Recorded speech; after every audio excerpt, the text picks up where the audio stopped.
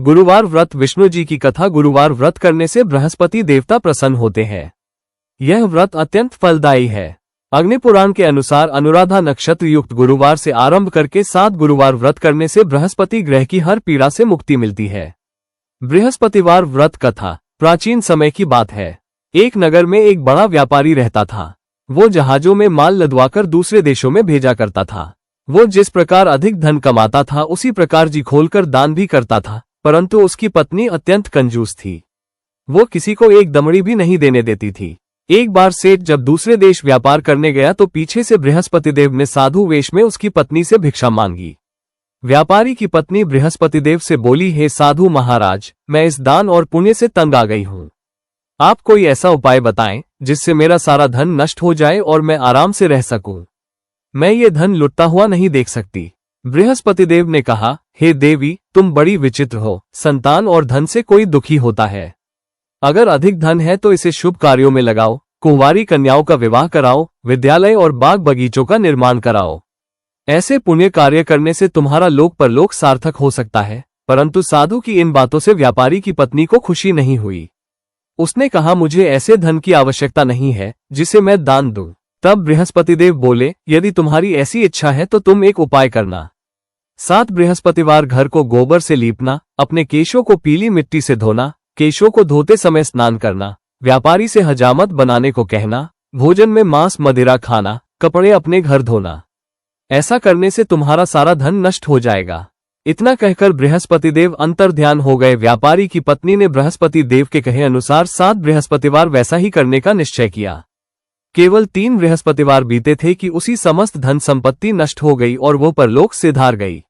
जब व्यापारी वापस आया तो उसने देखा कि उसका सब कुछ नष्ट हो चुका है।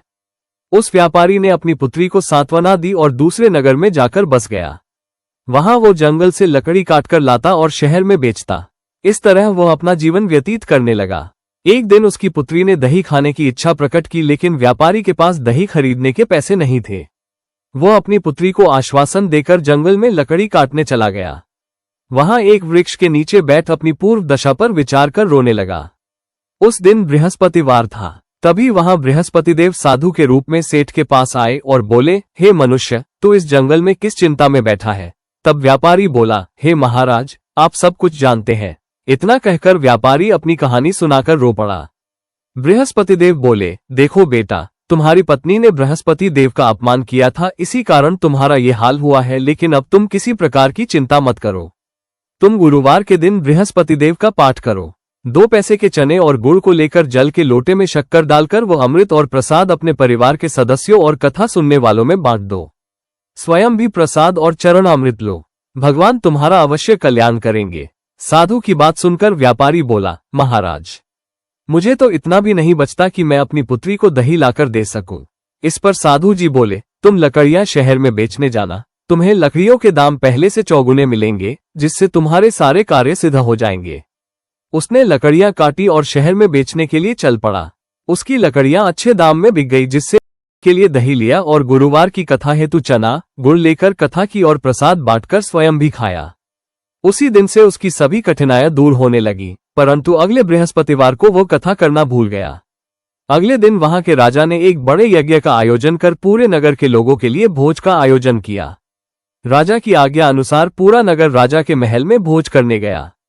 लेकिन व्यापारी व उसकी पुत्री तनिक विलंब से पहुंचे, अतः उन दोनों को राजा ने महल में ले जाकर भोजन कराया। जब वे दोनों लौटकर आए तब रानी ने देखा कि उसका खूंटी पर टंगा हार गायब है। रानी को व्यापारी और उसकी पुत्री पर संदेह हुआ कि उसका हार उन दोनों ने ही चुराया है। राजा की आज्ञा से उन दोनों को कारावास की कोठरी में कैद कर दिया गया। कैद में पड़कर दोनों अत्यंत दुखी हुए। वहां उन्होंने बृहस्पति देवता का स्मरण किया।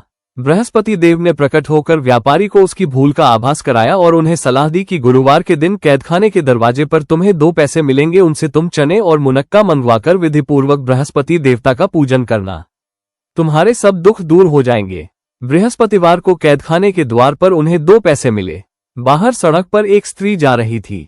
व्यापारी ने उसे बुलाकर गुड़ और चने लाने को कहा। इस पर वो स्त्री बोली, मैं अपनी बहू के लिए गहने लेने जा रही हूँ, मेरे पास समय नहीं है। इतना कहकर वह चली गई। थोड़ी देर बाद वहां से एक और स्त्री निकली। व्यापारी ने उसे बुलाकर कहा कि हे बहन, मुझे बृहस्पतिवार की कथा करनी है, तुम मुझे 2 पैसे का गुड़ चना ला दो।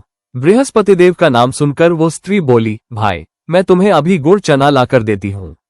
मेरा इकलौता पुत्र मर गया है, मैं उसके लिए कफन लेने जा रही थी, लेकिन मैं पहले तुम्हारा काम करूंगी, उसके बाद अपने पुत्र के लिए कफन लाऊंगी। वो स्त्री बाजार से व्यापारी के लिए गुड़ चना ले आई और स्वयं भी बृहस्पतिदेव की कथा सुनी। कथा के समाप्त होने पर वो स्त्री कफन लेकर अपने घर गई। घर पर लोग उसके पुत्र की लाश को राम नाम सत्य है कहते हुए शमशान ले जाने की तैयारी कर रहे थे।